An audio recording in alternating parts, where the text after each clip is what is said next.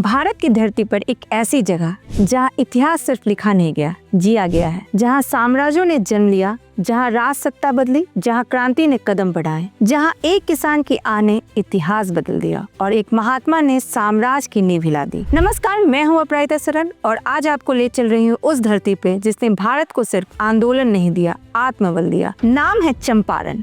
कहानी शुरू होती है उस मिट्टी से जहाँ किसान सुबह से शाम तक नीले दाग से लड़ते थे। ये दाग उनके कपड़ों पे नहीं, उनकी किस्मत पे थे। 3 कठिया प्रथा।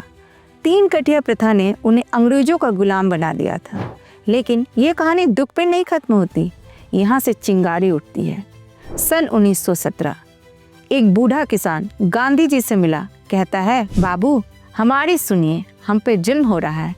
ये थे राजकुमार शुक्ल। बस चंपारण ने गांधी को पुकारा और गांधी चल पड़े। यह वही पल था जिसने भारतीय राजनीति को हमेशा के लिए बदल दिया।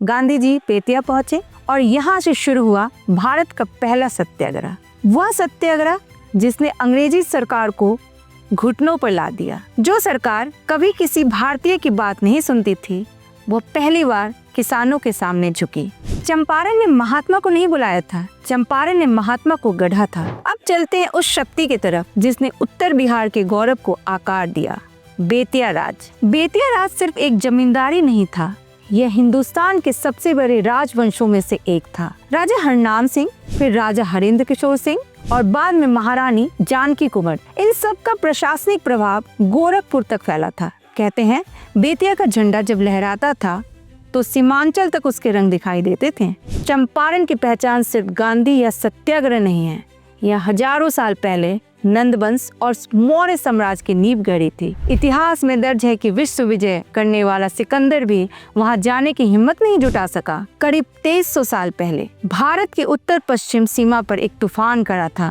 नाम था सिकंदर महान, दुनिया का सबसे बड़ा विजेता जिसके सामने देश और सभ्यताएं झुक चुकी थी। लेकिन जब उसने गंगा की ओर बढ़ने की कोशिश की तो वो रुक गया, क्योंकि सामने था नंद साम्राज्य। इतिहासकार कहते हैं सिकंदर के सैनिक थक कर नहीं रुके थे, वे नंदों की शक्ति से डर गए थे और इस शक्ति का केंद्र था चंपारण का विशाल भूभाग। यहाँ से कमान संभाल रहे थे महापद्म नंद, भारत के पहले ऐसे शासक जिन्होंने छोटे छोटे जनपदों को मिलाकर एक अखंड साम्राज्य खड़ा किया। लौरिया नंदनगढ़ आज भी चुपचाप खड़ा है, लेकिन उसकी हर ईंट कहती है यहाँ शक्ति का इतिहास लिखा गया था। नंदों के बाद आता है भारत का महानतम साम्राज्य मौर्य वंश। चंद्रगुप्त मौर्य का उदय, चाणक्य की नीति और एक संगठित प्रशासन, इन सब की धड़कनें चंपारण तक पहुंचती थी। लौरिया का अशोक स्तंभ, वही स्तंभ जिसके सिंह के शिल्प से प्रेरित होकर आज संसद में लगा राष्ट्रीय चिन्ह बना है, यानी भारत का राष्ट्रीय प्रतीक उसी चंपारण की मिट्टी से जन्मा है। अब बड़ा सवाल, चंपारण नाम क्यों पड़ा? पुरानी कथाएं बताती हैं इस क्षेत्र में चंपा के फूल बहुत होते थे और जंगलों को अरण्य कहा जाता था।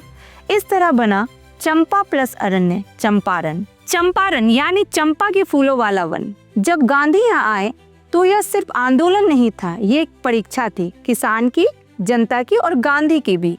और चंपारण ने दिखा दिया कि बदलाव तलवार नहीं, सत्य भी ला सकता है। चंपारण सिर्फ एक भूगोल नहीं, यह एक चेतना है, एक याद दिलाता हुआ सच कि जब अन्याय बढ़ता है तो चंपारण जैसी धरती महात्माएं पैदा करती हैं। तो यह थी कहानी चंपारण की, एक ऐसी धरती की जो संघर्ष, संस्कृति और शांति तीनों का संगम है। एक ऐसी धरती जिसने भारत को रास्ता दिखाया। जय हिंद।